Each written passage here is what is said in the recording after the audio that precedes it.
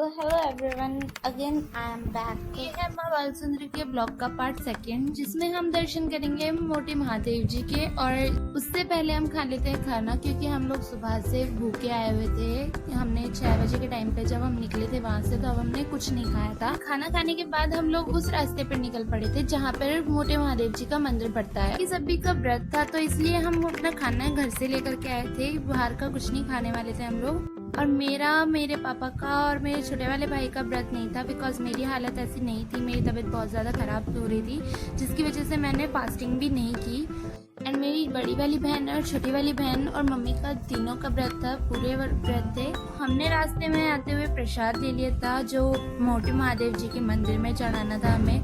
तो हमने प्रसाद दिया था और मंदिर में एंट्री कर ली थी। और फिर हमने महादेव जी के बहुत ही प्यारे से दर्शन किए थे, जो कि बहुत ही सुंदर थे। एंड लिटरली बताऊँ तो मेरा मन भी नहीं कर रहा था वहाँ से आने का वापसी, क्योंकि वहाँ पे जो दर्शन हुए थे ना, ओ माय गॉड, मैं क्या ही बताऊँ आपको।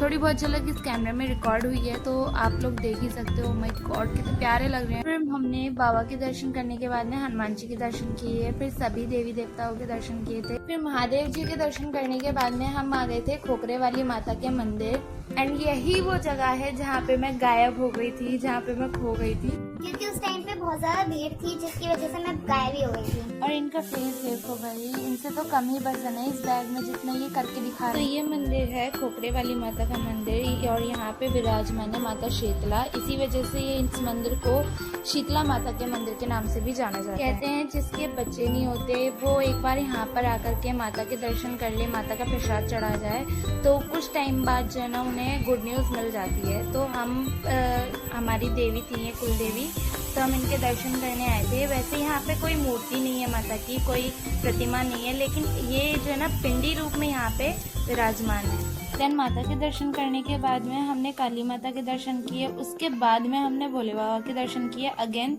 जो माता के मंदिर के बाहर ही थे। Thanks for watching. ऐसे ही व्लॉग्स देखने के लिए लाइक करना मत भूलना एंड सब्सक्राइब करना मत भूलना। Okay bye.